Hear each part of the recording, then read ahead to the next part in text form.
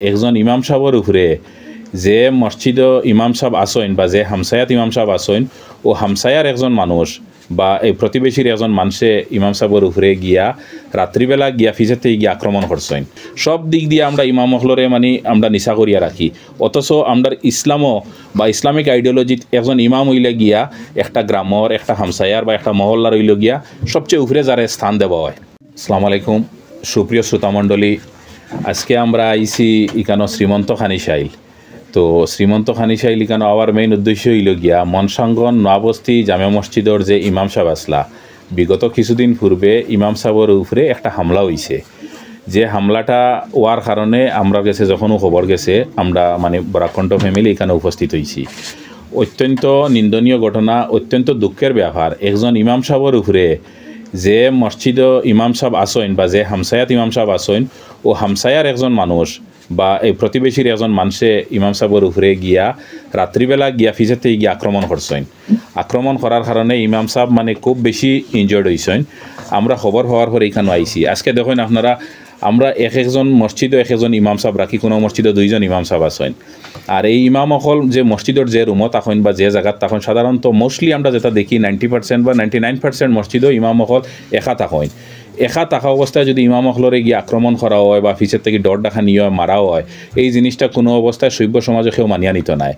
আর এই ঘটনার কারণে ইমাম অকলের উপরে ভিতরে একটা আতঙ্ক আই গেছে। এখন আজকে দেখেন ইমাম অকল যে মসজিদে ইমামতি করেন, আমরা সমাজে এখনও পর্যন্ত ইমাম অকলরে আমরা লিমিটেড একটা স্যালারি দেই, অথচ আমরার গড়ের বাচ্চারারে যখন প্রাইভেট স্কুলও পড়াই, বালার থেকে বালা স্কুলও নিয়ে আমরা পড়াইতে চাই, যে মান্থলি এক একটা বাচ্চার ফিসে মিনিমাম 2000 থেকে লইয়া 10,000 15,000 পর্যন্ত আমরা খরচ করি।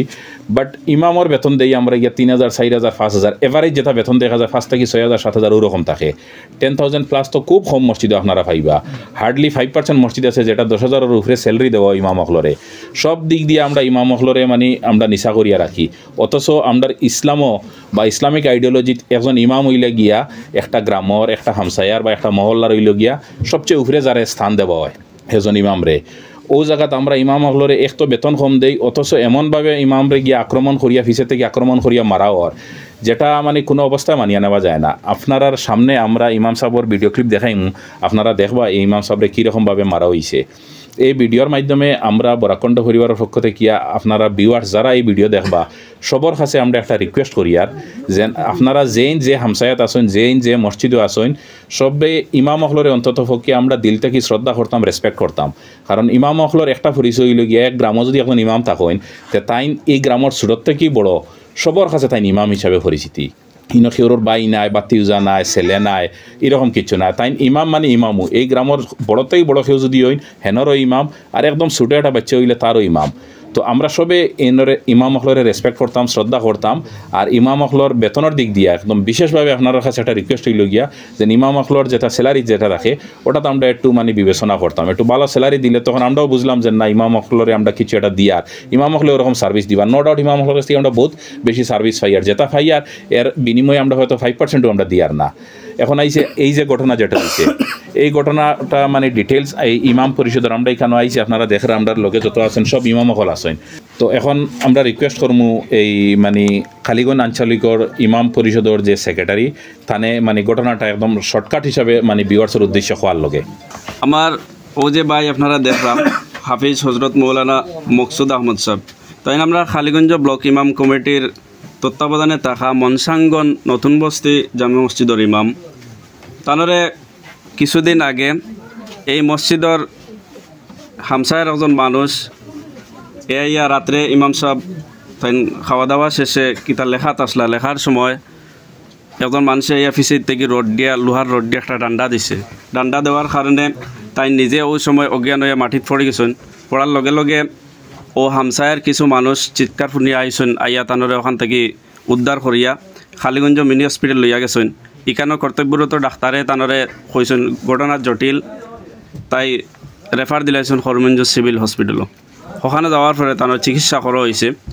এরপরে বর্তমানে এখন তাই কিছুদিন থেকে বাড়িতে আসুন, বর্তমানে মোটামুটি সুস্থ, এখনও পুরা সুস্থ না। আজকে আবার পরে মানে কইছেন তানোর কোনো যে সময় মারতে সময় তানোর মাথাত এখনও অসুবিধা করে। আমরা খালিগঞ্জ জেলা ব্লক ইমাম কমিটির পক্ষ থেকে আমরা করিমগঞ্জ জেলার পুলিশ প্রশাসন এরার কাছে আবেদন জানাই আর যে আমরা এই যে ঘটনা হয়েছে এটার সুবিচার বা এই ঘটনাকারী যে তার দৃষ্টান্তমূলক একটা শাস্তির ব্যবস্থা করি আপনারা দিবা। আপনারা শুনছেন কীরকম ঘটনা ঘটছে, এখন আপনার উদ্দেশ্যে হইয়ার যদি আইন্দা এরকম আর কোনো ঘটনা ঘটে যেন কোনো ইমাম মহলের উপরে হামলা বা ইমাম মহলরে টর্চার করা বা যে কোনো ধরনের ইমাম মহলের উপরে যদি হয়, সমাজও আর কেউ বারক না বারক আমরা বরাকণ্ঠে কমিটমেন্ট দিয়ার হকলোর আগে আমরা বারইমু ইনশাল্লাহ।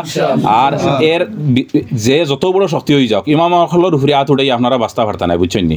এই ঘটনার যে বা যারা জড়িত আছে এরার উপযুক্ত শাস্তি হইব ইনশাল্লাহ। এটা করতে গিয়ে আমরা যতটুকু করা লাগে আমরা করমু, একবার মিনিস্টারের কাছে যাইতে লাগে আমরা যাইমু, আমরা আগামীকালকেও যাইমু। আমরা এখন করিমগঞ্জ জেলাত বা শ্রীভূমি তখন নতুন মিনিস্টার আইছেন কৃষ্ণেন্দুদা, আমরা থান লগেও মাতমু এই ব্যাপার লইয়া খালকে করিমগঞ্জের এসপির লগে আমরা খালকে যোগাযোগ করমু, করিয়া থান লগে আমরা বইমু, বইয়া যেও দোষী আছে তারে উপযুক্ত বা দৃষ্টান্তমূলক শাস্তির লগে যতটুকু করা লাগে আমরা করমু ইনশাল্লাহ।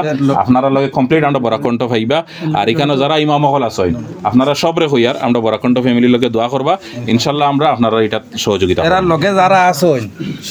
লগে যারা আছেন এরারও উপযুক্ত বিচার হইতো, দর হইতো শাস্তি পাইবা সারা ইনশাল্লাহ, ডেফিনেটলি শাস্তি পাইবা। ধন্যবাদ।